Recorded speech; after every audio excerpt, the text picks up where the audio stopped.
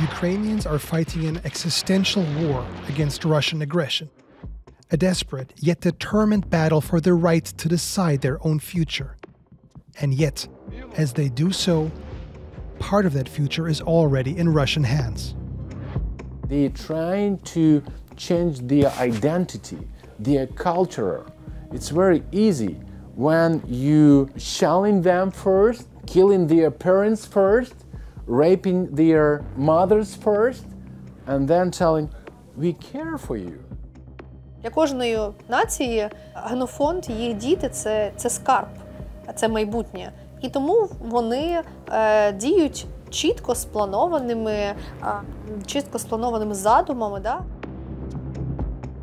That in itself is a violation of the Geneva Conventions and international law, because the Geneva Conventions are very clear that children should be able to go home. Russia is being accused of deporting Ukrainian children from occupied territories in a perfidious and elaborate scheme.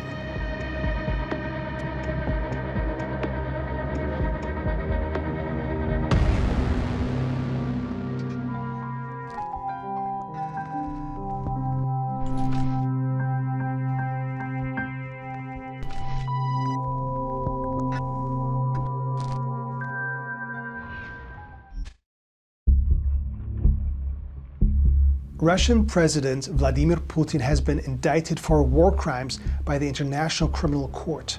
But it's not the massacres of Bucha, nor the mass graves of Izium, or the bombing of a theater full of children in the city of Mariupol that have led to these charges. It is the alleged systematic deportation of Ukrainian children to Crimea and Russia. We're taking a closer look at how and why the Russians are doing this, and how Ukrainian women are getting their children back.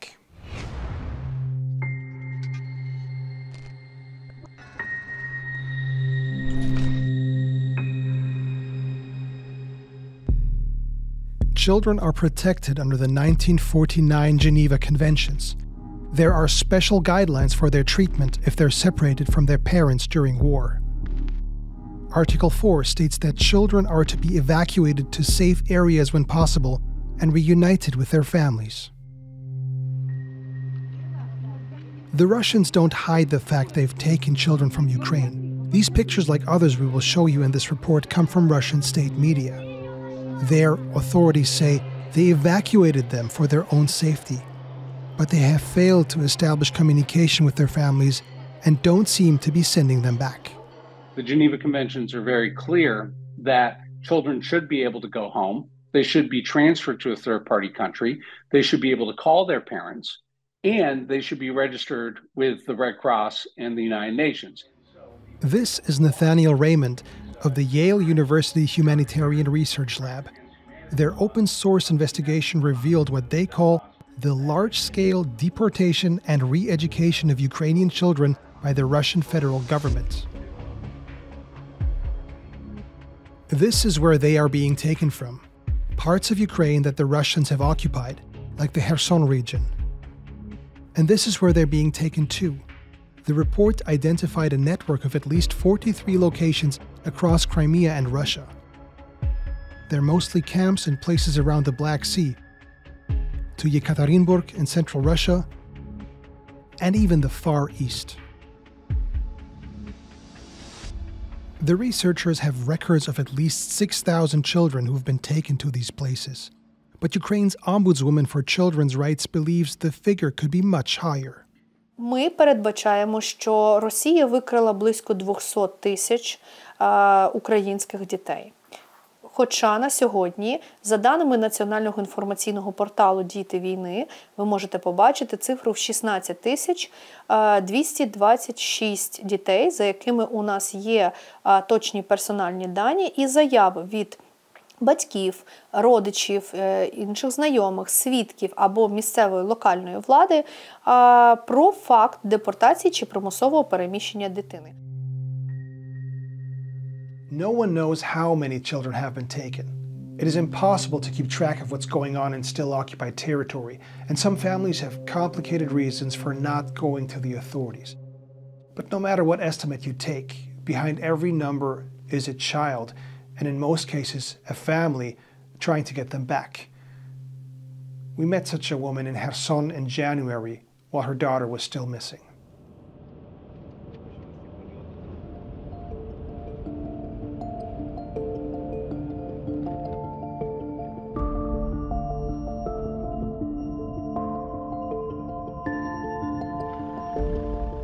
This is Victoria. Her home city of Kherson was occupied by Russian forces for 8 months. During that time, her daughter Katya was taken to Crimea. Первые синяки, первые ссадины на этой площадке, все здесь было. Ну, она маленькая еще совсем, да, ей был годик, когда мы строили здесь все. Они еще маленькие совсем были, детки. А вот это большая качеля, это все, да, это все. Она на ней готова была кататься. Все детки в песочнице гуляют, а она на качеле. Katya was 12 when the war started, a sensitive and creative little girl. She would draw and write poems and fairy tales, and yet she knew what was going on, her mother tells us. Чтобы она поехала, просто отдохнула от этого всего, от напряженной этой обстановки постоянной, что как, ну, от этих военных постоянных машин, вот эти, вечером ложишься спать, и страшно было то, что если проезжает техника русская военная, это не так страшно было. Когда они едут и с автоматами, и вот прицелом на окна наводят, светят, вот это, конечно, было очень страшно. Я думаю, ну, может, ребенок там отдохнет просто от всего. She wanted Katya away from the explosions that continue in the distance even though the Russians are long gone. And the camp she spoke of, that's the holiday camp she sent Katya to, thinking it would be safe. She accepted an invitation from teachers who were under pressure by occupation authorities to move the children. Поехали на вокзал, в Ричпорт, где Морпорт. У нас в Ричпорту там паром стоял, и очень много детей ехало. Получается, там 4 парома отправлялось, катера с детками. Я не думала, что так много детей едет в лагерь. Когда увидела, там все от маленьких до больших ехали. И детки, которыми 7 лет и 8 лет были, и по 15-16. Как бы обнялись, все, она говорит, мама, все, скоро увидимся. Ну, это скоро до сих пор длится.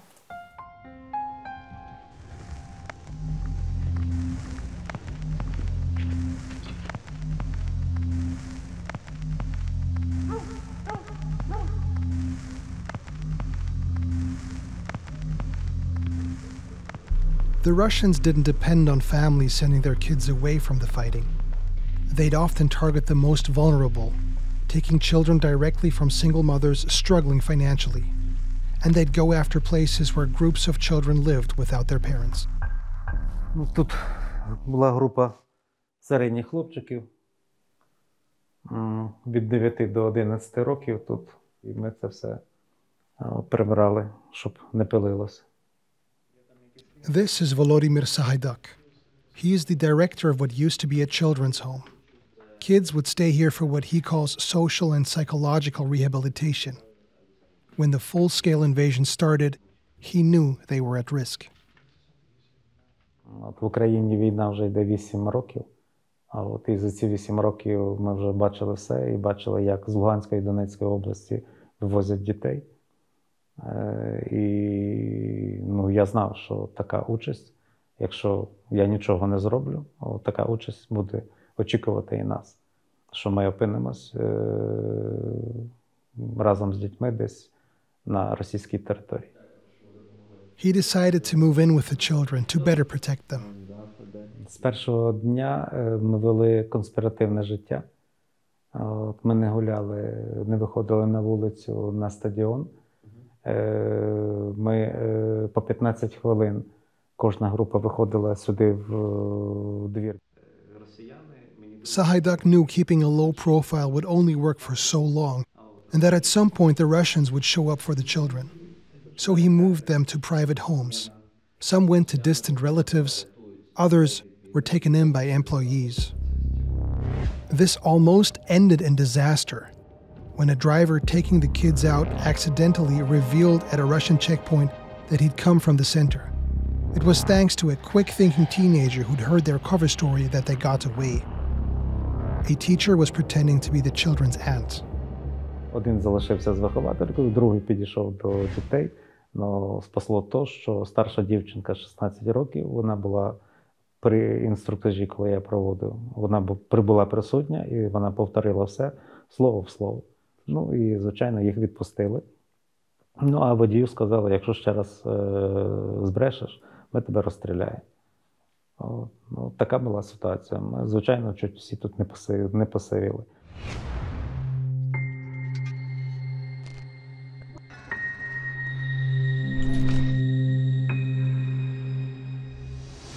Children like those Mr. Sahaidak was trying to protect form one group identified by the Yale researchers in their report. Russians claim to remove children from Ukrainian institutions for their safety or for medical care. But once in Russian-controlled territory, the children are given Russian citizenship and absorbed into the system. They are sometimes adopted by Russian families. It can be impossible to trace them. Росіяни не дають жодних можливостей українській стороні забрати дітей, не погоджували жодного разу ніяких гуманітарних коридорів для вивезення дітей саме з цих закладів на безпечну територію, і з часом просто самостійно їх викрадали. The other group is made up of children like Katya, children with families. They think they're sending their children to a free holiday camp in Crimea or Russia. But the children undergo re-education and in some cases military training. And most importantly, they don't come back home. The reason they send their kids away? Like Katya, many trust the teachers who make the offer. So they have deep and long-lasting relationships with these teachers. Second aspect is that they've signed, and we've seen these documents, power of attorney forms giving consent over to the Russian government, where Russia does not sign the blank part on the controlling authority. And so they've been using power of attorney in an open-ended way that invalidates international definitions of consent. And so basically it was a trap. Victoria from Kherson says she fell into such a trap. Only after a while did she realize what she had done. Мне кажется, что если бы они хотели привезти детей назад, они бы их привезли еще, как обещали.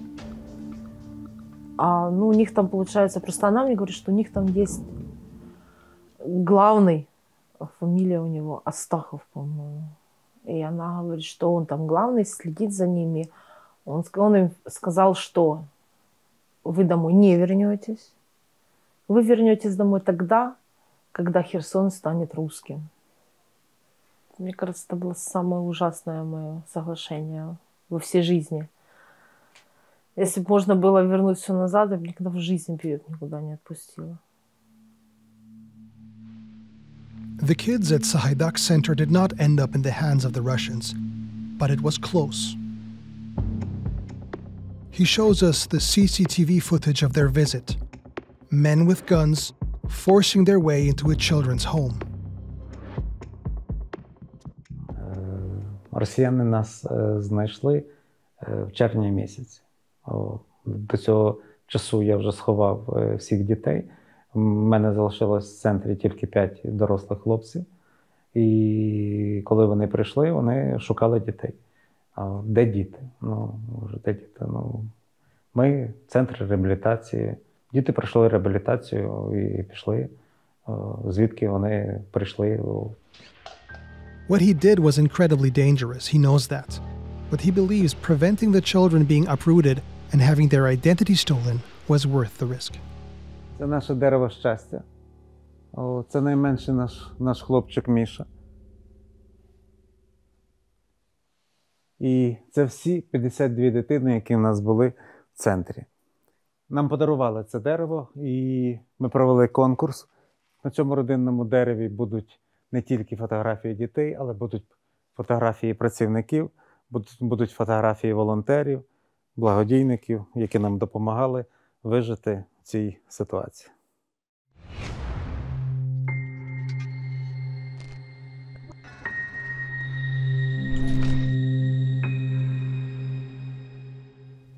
So who is responsible for all of this?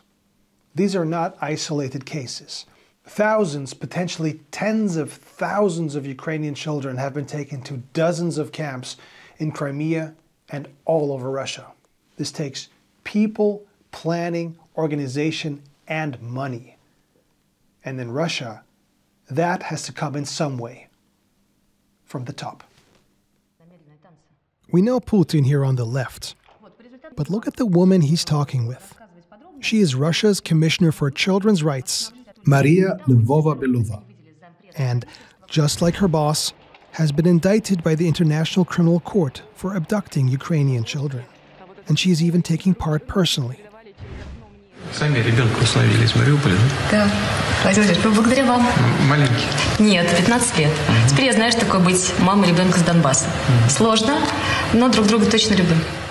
In the eyes of the Kremlin, this doesn't make her a war criminal, but a leading humanitarian. They're linked to these abductions in three major ways. One is that Putin issued a decree giving Ukrainian children citizenship in Russia last year in May. Second is that the government of Russia has changed the law to allow adoption of Ukrainian children and to provide approximately $200 a month bonus for Russian families that adopt Ukrainian kids. Third is that this is a whole of government approach that for regional governors have been essential for facilitating and funding the transfer of Ukrainian children into Russia and their deportation. So we've established the Russian leadership, including the Russian president himself, have directly ordered these child abductions. We know they have made it easier for Russian couples to adopt these children, and they've been given Russian citizenship. Russification is a term that we've heard a lot in that context, forcing children to give up their identity and essentially become Russian. It is something that infuriates Ukrainians who see this as an attack on their country's soul.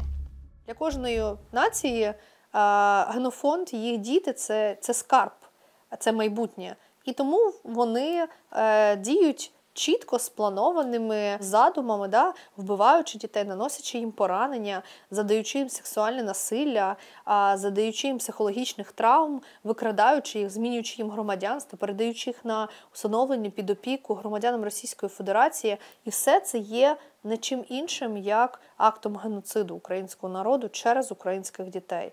Саме це і є їх мета. І вони роблять все для того, щоб її виконати. Або цих дітей, яких вони викрали, перенавчити, переламати, як вони самі про це говорять в багатьох своїх виступах. And again, this has been going on for a while. Вони мали цей план ще до того, як вони зайшли на українську землю. Вони розпочали свою реалізацію страшного задуму ще від початку анексії Криму у 2014 році, коли створили так званий потяг надії, який віз громадян Російської Федерації для незаконного усиновлення до Криму, для незаконного усиновлення українських дітей. But there are other more practical reasons to do this. It's not just an attack on Ukraine.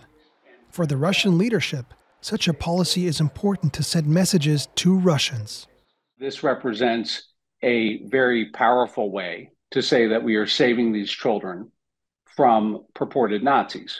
That is really the heart of the program. And you can see that they're proud of it and they're communicating publicly about it because that's the goal. This is really a performance for a domestic political audience. And people have to understand that. This is not a secret operation. This is a public relations ploy on a core level. For the Ukrainians, it's systematic child kidnap. For the Russians, it's a humanitarian operation. But for observers, it's a hostage situation. The most disastrous thing, in a way, has already happened, which is they take the kids. And why is that so catastrophic? Well, now Russia has leverage. They have leverage that they didn't have before in terms of any prisoner negotiation or negotiation about cessation of hostilities. They took the kids, and that is a fundamental leverage, whether it was intended or not, leverage strategy is now available to the Russians, and they know that.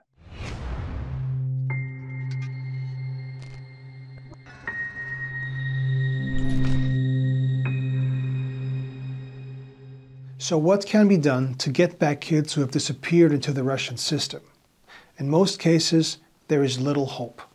There is no system in place and no official cooperation between the Ukrainian and Russian side. Finding the children is the first big challenge. Most have no way of communicating with their families, and authorities often move them around. And even if, like Victoria did, parents know where their children are, they have to go get them. And this is usually only an option for mothers because men of fighting age cannot leave the country. Victoria had to go from Kherson to Crimea. Usually that would take 4, maybe 5 hours of driving. But going directly is no longer a safe option. She had to travel through Ukraine, neighboring Poland, cross into Russia-aligned Belarus, and then through enemy territory. About 3,000 kilometers in total, each way.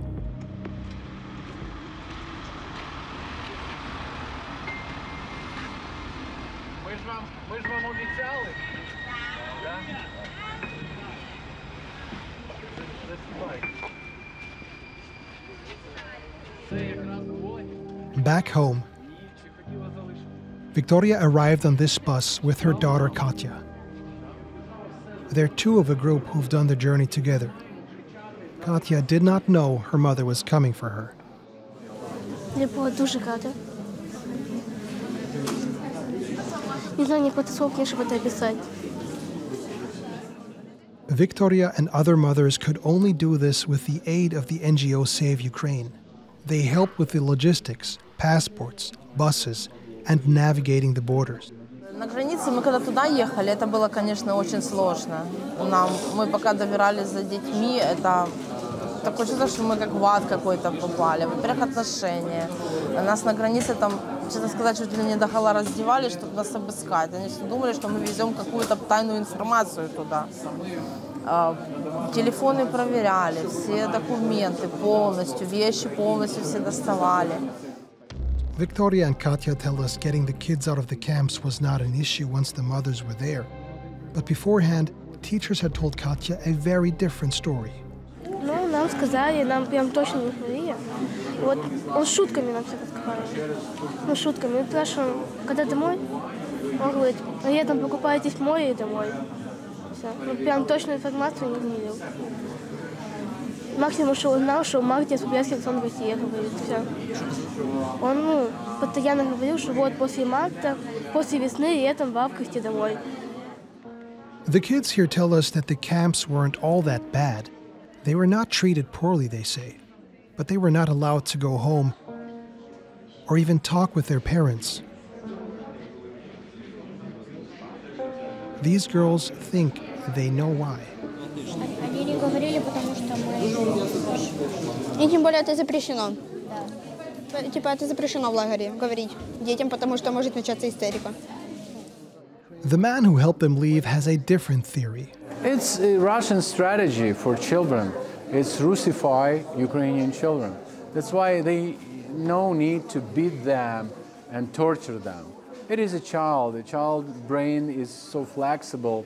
If you every day feed their brain of your poison, your propaganda poison, and during 1 month, 2 months, this child will say, oh, Russia is maybe not bad. It's their strategy. To date, Save Ukraine has managed to facilitate 96 returns, but they're getting increasingly difficult. Даже на границе, когда мы выезжали, русские на границе между Россией и Белоруссией, они нас с территории Беларуси не выпускали вообще ни на одной границе, ни на второй границе. Нам пришлось ехать на международную границу в Латвию, чтобы проехать уже в Латвию, чтобы нас в Европу впустили. Нас не хотели пропускать. Они только узнали, что украинцы, дети с лагеря, ну, они... We understand they have instructions not allow children go home. Yeah, and just during this mission, we recognize that they trying to block any returns to Ukraine. We have everything, documents, official representatives, mothers, but they telling stupid things that, oh, it's forbidden. What forbidden? To go back with your parents, with the child? No, if you cross the border to Russia, you cannot go back. This NGO and the Ukrainian authorities are working hard to get back the stolen children like these, who they know about. But there is an unspoken issue which is making things difficult. The fear of stigma means some families are too scared to report their children missing, and they could be lost forever. One of the critical things that need to happen right now is that in many cases, parents are most worried about the reaction in Ukraine to being seen as a collaborator in terms of having sent their kids initially in some cases, and also worried about being seen as a collaborator in terms of going into Russia to retrieve their children. And so there is a critical role that the Ukrainian government needs to play at the level of the president and the senior leadership of the government of Ukraine.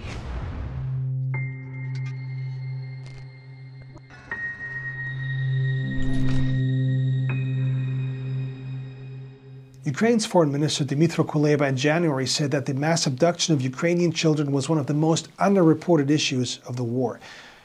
But a lot has happened since then. Investigations have not only led to Putin and Lvova-Belova being indicted by the International Criminal Court. Other Russian officials and members of the Ukrainian occupation authorities have also been sanctioned. The allegations are serious. What the Russians call evacuations, the UN says could be considered an act of genocide. Russia is almost completely isolated from the West, but many other countries, home to around 2/3 of the world's population, are either neutral or Russia-leaning. Yale investigator Nathaniel Raymond says the abductions are clearly against international law, that if anything was needed to prompt undecided countries to condemn Russia, this should be it. It is about laying a marker on the table for the international community for those countries that have not yet denounced the child abduction program and have not yet denounced the Russian invasion of Ukraine. And I think that is powerful in terms of creating diplomatic leverage on Russia to change course. And yet, the Kremlin shows no sign of changing course. The Yale investigators say at least 2 facilities in Russia are giving teenage Ukrainian boys military training. Putin and Lvova-Belova say the program will be expanded if it's proven successful. The concern is these children could be sent back to Ukraine and forced to fight their own. The war against Ukraine has been going on for well over a year now. Allied countries have become increasingly involved. Each time Western countries took another step to help Ukraine against Russia, the question arose: how to avoid provoking Putin? How to prevent him from doing something even worse than what he already started? For thousands of Ukrainian families, the Russians have already made their worst nightmares come true.